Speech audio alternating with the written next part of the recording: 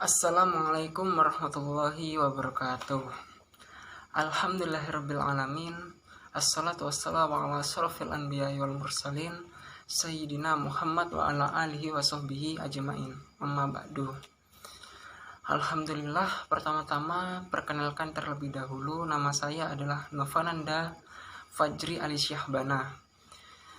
Sebelum saya mulai isi video ini, alangkah baiknya saya berdoa semoga kita semua tetap diparingi kesehatan oleh Gusti Allah. Semoga tetap selalu dalam lindungannya di tengah wabah COVID pandemi 19 ini.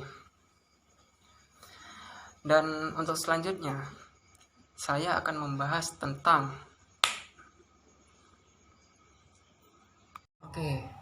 sebagai pengantar, saya akan membahas tentang konsep fikih. Apa itu fikih? Fikih secara bahasa itu mempunyai arti al-fahmul amik, yaitu pemahaman yang mendalam. Dan pemahaman yang mendalam ini dijelaskan di dalam Al-Quran surat At-Taubah ayat 122 yang berbunyi, "Falaula nafaru min kulli firqatin minhum ta'ifatun liyatafaqahu fid-din." Yang artinya, mengapa tidak pergi tiap-tiap golongan di antara mereka beberapa orang untuk memperdalam pengetahuan mereka tentang agama. Adapun pengertian fikih secara istilah atau menurut para fuqaha ahli fikih, yaitu fikih adalah al-ilmu bil ahkamil as-syar'iyyati al-alamiyati al-muktasabu min adilatiha at-tafsiliyati. Nah, artinya adalah bahwa ilmu yang membahas hukum-hukum syariat bidang amaliyah perbuatan nyata yang diambil dari dalil-dalil secara rinci. Nah, itu adalah fikih menurut pengertian fuqaha. Adapun sumber fikih itu adalah tentunya dua sumber utama fikih, yaitu Al-Quran dan As-Sunnah. Kemudian ada sumber fikih juga yang diijtihadi, yaitu yang sudah disepakati oleh para ulama, yaitu ijma' dan qiyas. Dan juga ada beberapa sumber hukum fikih yang masih diperselisihkan oleh beberapa kalangan ulama.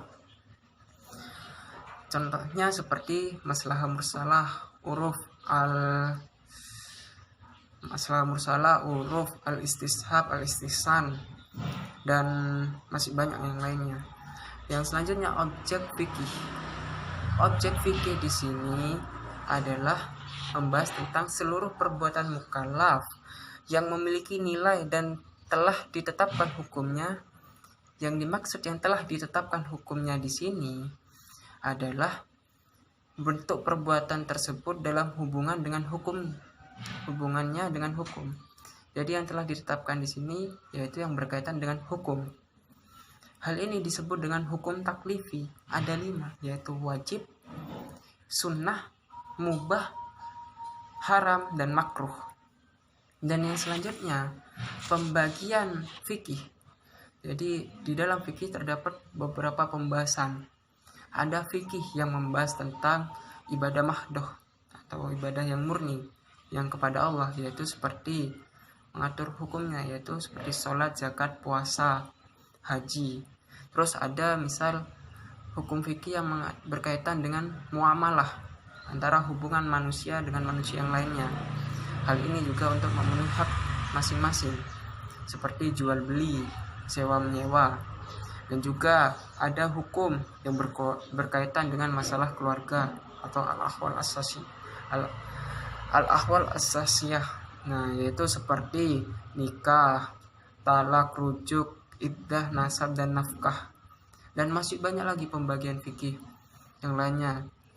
Terus misal seperti hukum fikih yang berkaitan dengan tindak pidana, yaitu seperti jinayah atau jarimah, hudud, dan lain sebagainya. Selanjutnya hukum fikih yang berkaitan dengan persoalan penyadilan dan penyelesaian perkara hak dan kewajiban sesama manusia, yaitu biasa disebut al-ahkamul qada.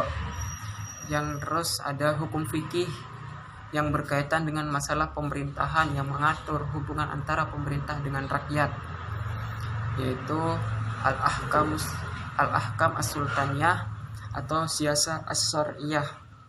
Dan ada juga hukum fikih yang mengatur hubungan antar negara ketika damai dan juga berperang, atau biasa disebut al-ahkamul daulah.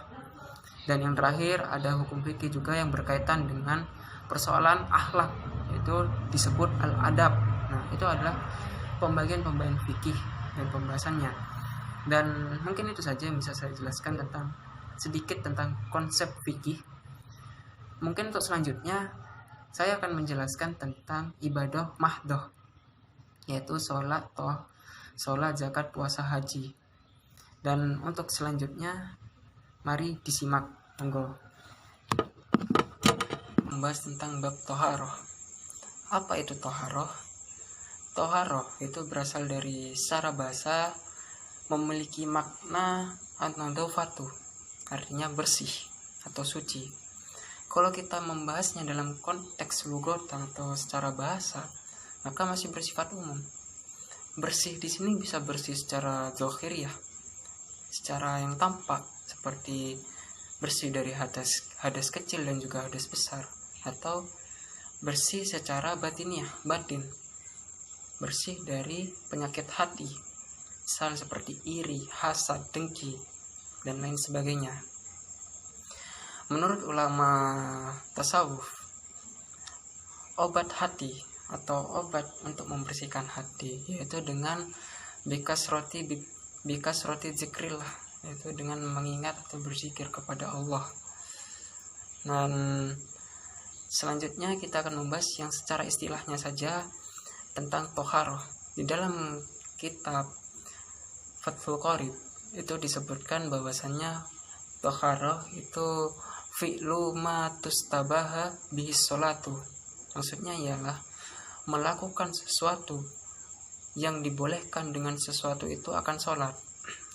Artinya gini, toharoh itu adalah sebuah perbuatan yang mana ketika kita melakukan hal tersebut, maka kita diperbolehkan untuk melaksanakan sholat. Maka dari itu kenapa di rukun sah sholat, di rukun wajib sholat itu salah satu rukunnya terdapat suci dari hadas besar ataupun hadas kecil, karena bersuci merupakan wasilah agar sholat kita sah dilaksanakannya. Yang selanjutnya ada macam-macam toharoh, bentuk-bentuk toharoh. Bentuk toharoh itu ada 4. Yang pertama wudhu yang seperti biasa kita lakukan, yaitu ketika kita hendak melaksanakan sholat. Berwudu diawali dengan niat, kemudian membasuh wajah, membasuh tangan, hingga sampai akhir. Yang kedua ada mandi. Toharoh berupa mandi, biasa dikenal dengan mandi wajib atau mandi besar. Nah, mandi ini dilakukan ketika misal seorang laki-laki telah mimpi basah, atau seorang perempuan telah haid atau nifas, maka diwajibkan untuk melaksanakan mandi besar atau mandi wajib. Yang selanjutnya berupa tayamum. Tayamum di sini adalah pengganti daripada wudhu ketika kita hendak melaksanakan sholat. Jadi kita boleh melaksanakan wudhu tanpa menggunakan air. Nah, ini disebut tayamum, tanpa menggunakan air. Nah, akan tetapi hal ini dilakukan apabila memang dalam kondisi darurat atau ada uzur, misal seperti tidak ada air sama sekali, maka kita boleh melakukan tayamum. Yang kedua, misal kita terkena penyakit kulit yang mana nantinya ketika kulit kita terkena air maka semakin parah, nah maka kita boleh melakukan tayamum. Yang selanjutnya yaitu ada menghilangkan najis, bentuk toharoh yang keempat. Maksudnya ialah misal contoh ketika kita pup atau buang air, tidak ada air, gimana cara membersihkan najisnya itu? Ya kita bisa menggunakan batu atau daun-daun yang kering seperti ranting dan lain sebagainya. Selanjutnya saya akan menjelaskan macam-macam air dalam yang digunakan untuk bersuci atau dalam bab toharoh. Macam-macam air di dalam bab toharoh itu yang pertama adalah tohirun fi nafsihi mutohirun li ghairihi ghairu makruhin istimaluhu.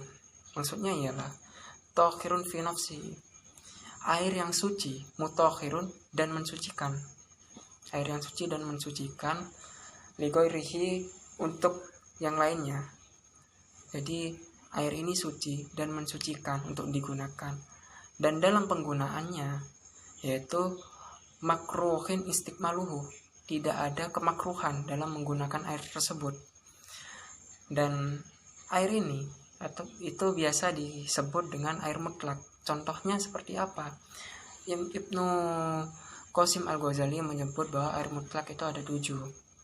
Yang pertama air hujan, air laut, air sungai, air sumur, air sumber atau mata air, selanjutnya air salju, dan air yang jatuh dari hasil hujan es. Nah, itu adalah air yang suci mensucikan dan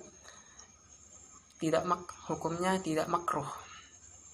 Yang selanjutnya ada jenis air yang kedua, yaitu jenis air tohirun mutohirun makruhun istikmaluhu, yaitu suci mensucikan, air yang suci mensucikan, akan tetapi makruh dalam menggunakannya. Contohnya seperti air Contohnya seperti air yang dipanaskan oleh sinar matahari. Nah, air ini makruh ketika kita untuk menggunakannya, kecuali air yang ini dipanaskan menggunakan bejana yang terbuat dari perak atau emas, maka tidak makruh. Dan air yang dipanaskan oleh matahari yang sifatnya makruh itu dapat gugur kemakruhannya ketika air tersebut didinginkan, maksudnya dingin kembali, maka hilang makruhnya itu. Yang selanjutnya jenis air yang ketiga adalah tohirun fi nafsihi ghairu mutohirun li ghairihi, yaitu air yang suci tapi tidak dapat mensucikan. Nah, contohnya seperti air mustakmal, yaitu air bekas wudhu atau air yang telah kita gunakan untuk berwudhu. Ini tidak dapat digunakan untuk bersuci atau mensucikan sesuatu. Akan tetapi air ini hukumnya suci, yaitu dapat kita minum air mustakmal itu, air bekas wudhu. Dan juga menurut ulama, air mustakmal ini bisa dibuat mensucikan apabila ada kriterianya. Salah satunya mencapai 2 kulah dalam artian tidak berubah kemutlakannya, yaitu dari segi warna, rasa, dan juga bau. Yang selanjutnya ada air mutaghayyir. Contoh air yang suci tapi tidak mensucikan yaitu air mutaghayyir. Air mutaghayyir itu adalah airnya suci, ya seperti air putih lah suci. Akan tetapi kemudian air tersebut tidak dapat digunakan untuk mensucikan. Pada awalnya suci mensucikan, tapi tidak dapat digunakan untuk mensucikan karena bercampur dengan mungkin larutan lain yang dapat mengubah kemutlakannya dari segi rasa, bau, dan juga warna. Misal seperti air kopi, air susu, air teh. Nah, seperti itu. Yang selanjutnya, yang terakhir, jenis air yang keempat itu ada air yang tentunya tidak suci dan tidak dapat mensucikan. Contoh dari air ini adalah air muntah najis. Air muntah najis itu adalah air yang berubah kemutlakannya karena terkena najis. Nah, ada penjelasan tambahan dari muntah najis ini, bahwasanya ketika volume air itu sedikit kemudian terkena najis, meskipun tidak berubah kemutlakannya, tidak berubah rasanya, baunya, dan juga warnanya, tetap dihukumi sebagai muntah najis. Namun apabila volume air ini banyak dan terkena najis tapi tidak merubah kemutlakannya, maka tidak dikatakan sebagai muntah najis. Namun juga sebaliknya, ketika volume air banyak kemudian terkena najis dan kemutlakannya berubah, entah dari rasanya atau baunya atau warnanya atau ketiga-tiganya, maka air tersebut dihukumi sebagai air muntah najis. Ya, mungkin itu sedikit tentang bab toharo yang bisa saya jelaskan. Yang selanjutnya,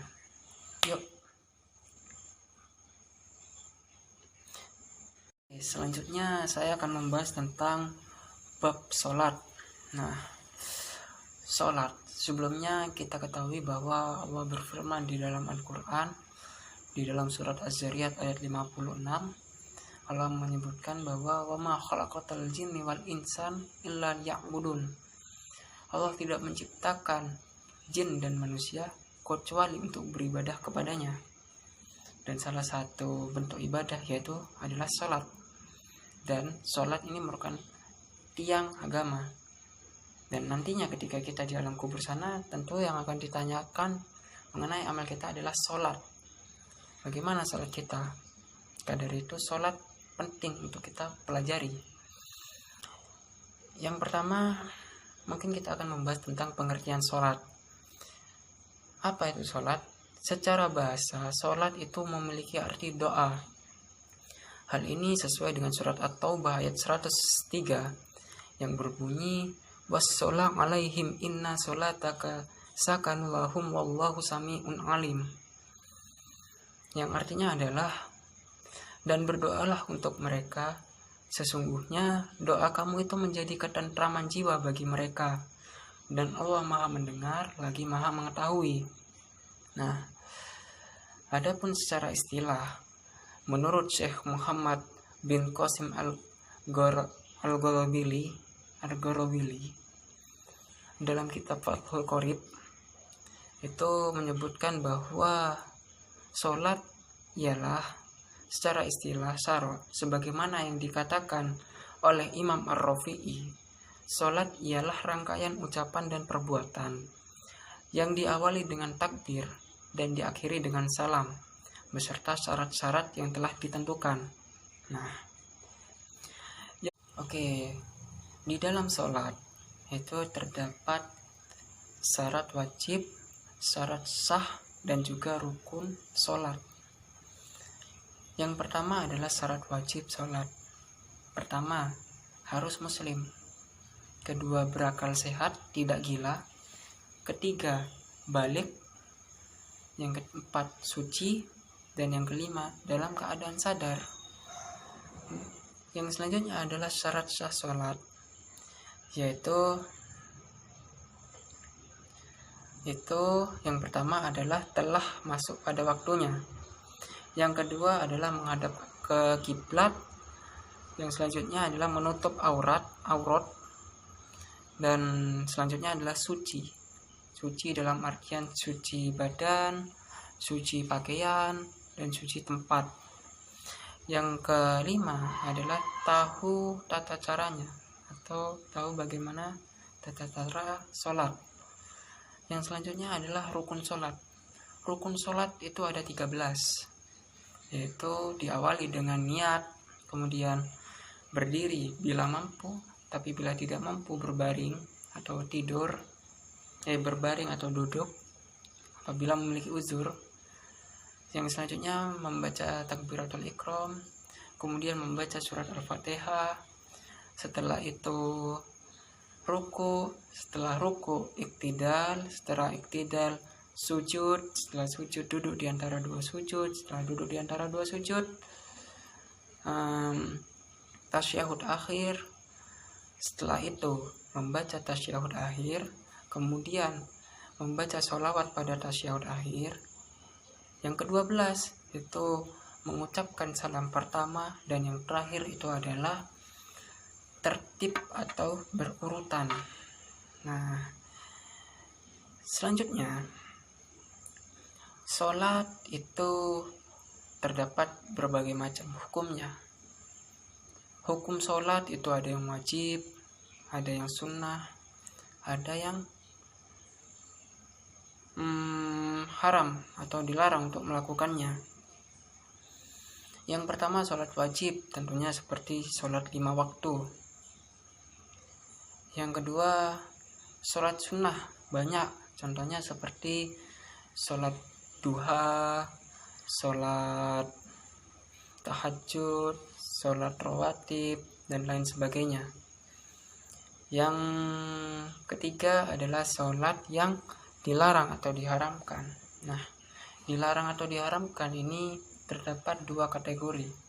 Yang pertama, diharamkan atau dilarang karena waktunya. Yang kedua, karena tempatnya. Yang pertama, karena waktunya. Kita dilarang sholat ketika terbit matahari, ketika matahari terbit sampai matahari sampai 1 tombak. Dan yang kedua yaitu ketika waktu istiwa. Waktu istiwa itu adalah waktu ketika matahari persis di atas kepala kita. Itu dilarang kita untuk melaksanakan sholat kecuali pada hari Jumat. Yang ketiga, ketika matahari berwarna kekuning-kuningan hingga tenggelamnya matahari. Nah, yang keempat, setelah sholat subuh sampai terbit matahari, itu tidak boleh melaksanakan sholat. Yang kelima, setelah sholat asar sampai terbenamnya atau tenggelamnya matahari. Dan untuk selanjutnya yang kedua yaitu sholat yang dilarang karena tempatnya, yaitu yang pertama kita dilarang sholat di kuburan. Yang kedua, kita dilarang sholat di kamar mandi. Yang ketiga, kita dilarang sholat di kandang sapi, kandang kambing, kandang unta, dan lain sebagainya. Dan mungkin itu saja. Dan yang terakhir, penambahan bahwa hikmah dari sholat, bahwa sholat seperti yang dikemukakan dalam surat Al-Ankabut itu, bahwa sholat itu mencegah dari perbuatan keji dan mungkar, anil fahsai wal mungkar. Nah, itu saja. Dan yang paling akhir lagi, hikmah dari sholat dalam rangkumannya Mustafa Al-Qin dan Mustafa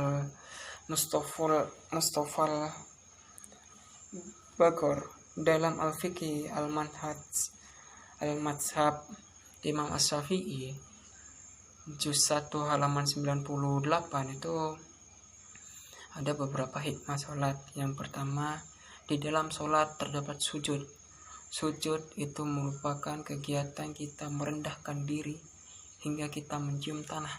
Itu sebagai simbol bahwa kita merendahkan diri kepada Allah dan kita sepenuhnya mutlak milik Allah. Dan yang kedua, bahwa sholat merupakan tempat, maksudnya sholat itu memberikan hikmah kepada kita bahwa Allah adalah tempat satu-satunya kita memohon pertolongan, tempat satu-satunya kita beribadah kepadanya, menyembah. Sesuai dalam Al-Quran, iyyaka na'budu wa iyyaka nasta'in. Hanya kepadamulah kami menyembah dan hanya kepadamulah kami memohon pertolongan.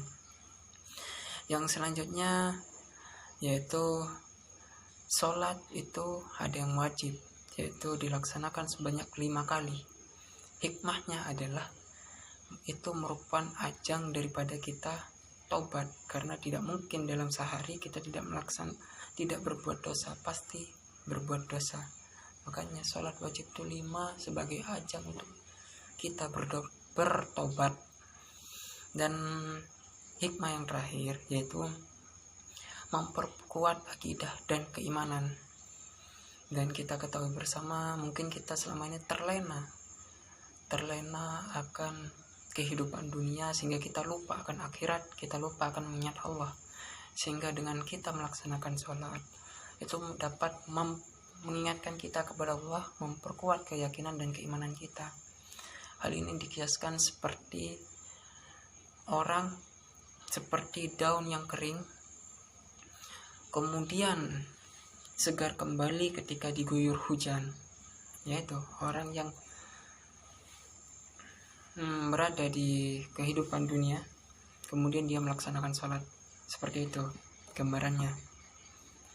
Yang selanjutnya mungkin sampai situ saja tentang bab sholat. Selanjutnya adalah sud. Selanjutnya saya akan membahas tentang bab puasa. Apa itu puasa? Puasa adalah menahan diri dari segala hal yang dapat membatalkan puasa, dari terbitnya fajar hingga terbenamnya matahari, dengan niat berpuasa sebagai bentuk ibadah kepada Allah. Nah, itu pengertian puasa. Adapun macam-macam puasa.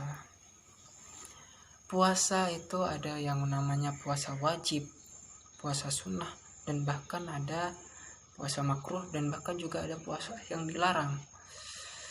Yang pertama, puasa wajib. Contohnya seperti puasa bulan Ramadan.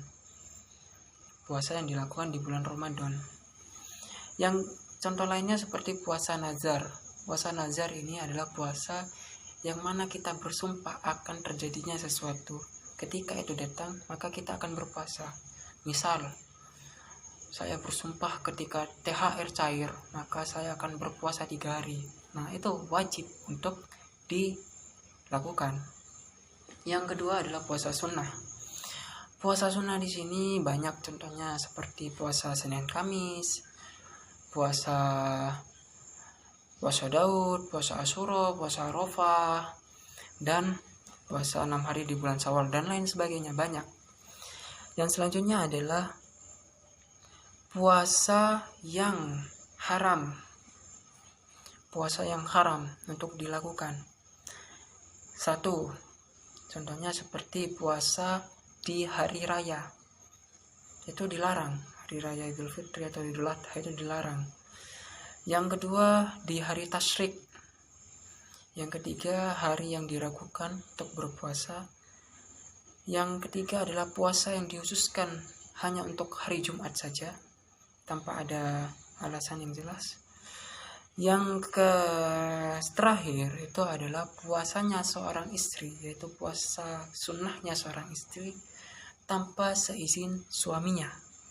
Nah, dan yang selanjutnya adalah puasa yang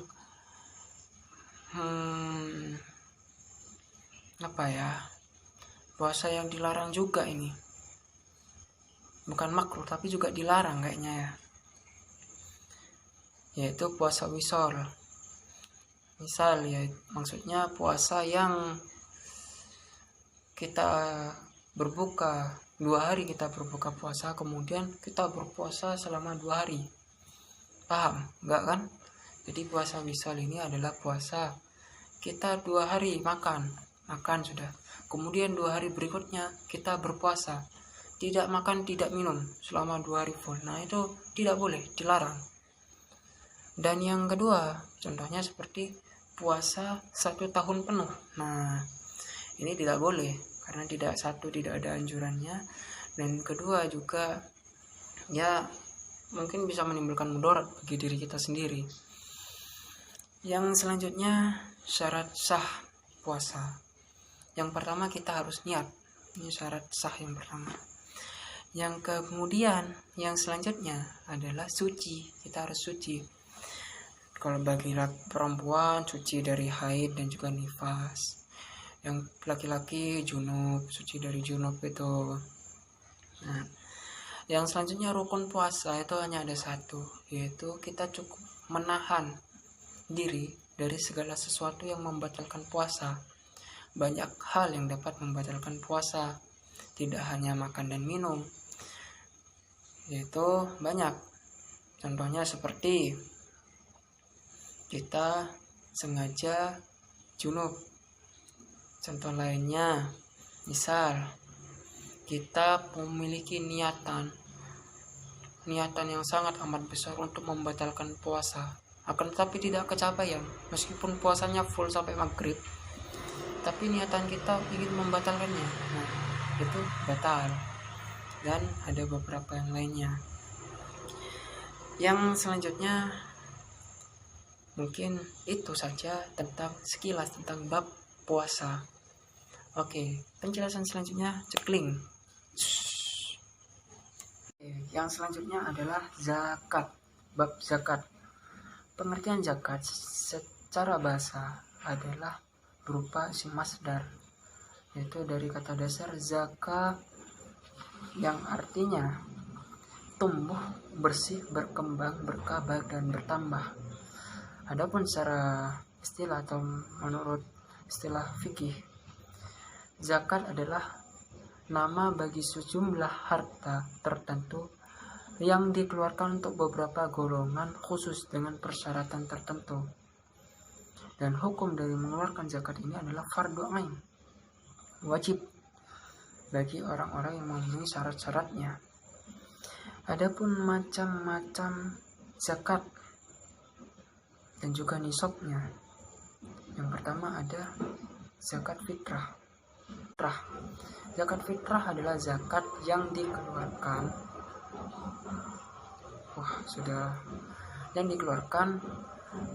ketika menjelang Idul Fitri. Dan zakat fitrah ini adalah sifatnya wajib bagi muslim yang mempunyai kelebihan bahan makanan pokok. Dan zakat fitrah ini adalah berupa makanan pokok yang terdapat pada wilayah tersebut, yang digunakan pada wilayah tersebut, dan kualitasnya harus yang kita makan sehari-hari. Yang selanjutnya, untuk ukuran zakat fitrah itu adalah besarnya 1 sak atau kurang lebih 3 liter. Kalau umumnya, kalau di dalam takaran kilo, yaitu 2,5 kg per orang. Jadi setiap orang wajib mengeluarkan apabila memenuhi syarat, yaitu 2,5 kg. Selanjutnya adalah zakat harta atau zakat mal. Nah, zakat mal ini adalah zakat, yaitu mengeluarkan sebagian harta yang menjadi hak milik seseorang sesuai kebutuhan syariat dengan tujuan untuk membersihkan dan menyucikan harta tersebut. Nah, pada dasarnya semua harta yang dimiliki seseorang wajib dizakati. Adapun harta yang dikeluarkan untuk zakat mal itu harus memenuhi syarat.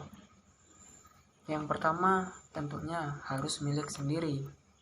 Yang kedua, hartanya itu berkembang atau produktif. Yang ketiga, mencapai nisab atau batasan minimal kita harus mengeluarkan zakat.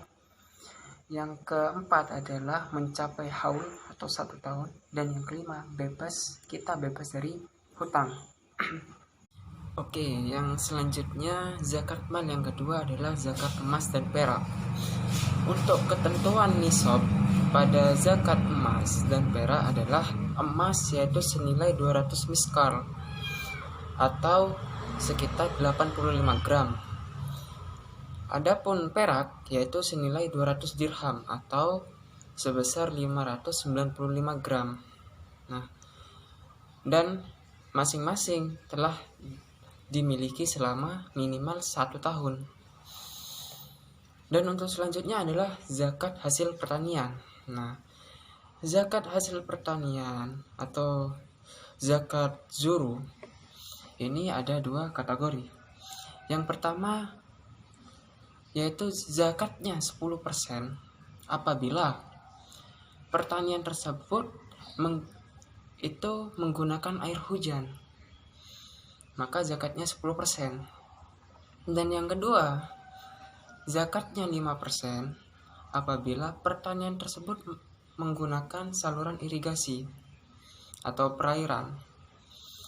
Dan untuk selanjutnya tentang zakat pertanian ini, bahwa untuk zakat pertanian tidak ada haul, sehingga tidak perlu kita menunggu 1 tahun, tetapi membayar zakatnya ketika kita sudah memanennya.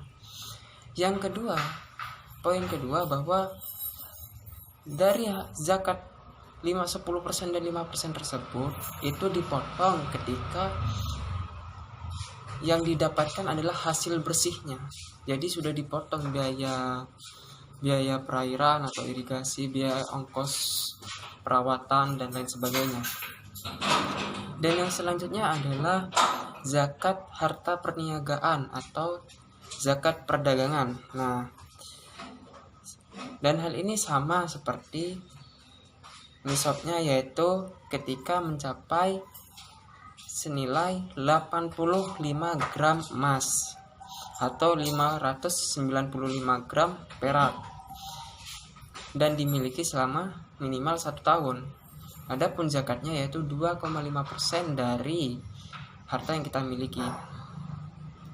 Yang selanjutnya adalah zakat hasil tambang. Nah, zakat hasil tambang di sini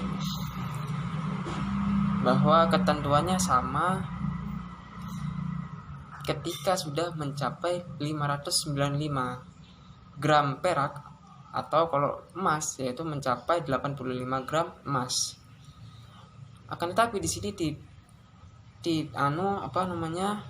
tidak harus menunggu 1 tahun, melainkan ketika sudah mencapai 1 nisab yaitu batas minimal, maka sudah diwajibkan untuk membayar zakat. Dan yang terakhir adalah zakat harta terpendam atau zakat rikas. Nah, zakat rikas di sini adalah zakat yang hartanya didapat dari hasil temuan. Maka dari itu yang harus dizakati dari harta hasil temuan tersebut yaitu sebesar 1/5 atau 20% dari barang temuan tersebut.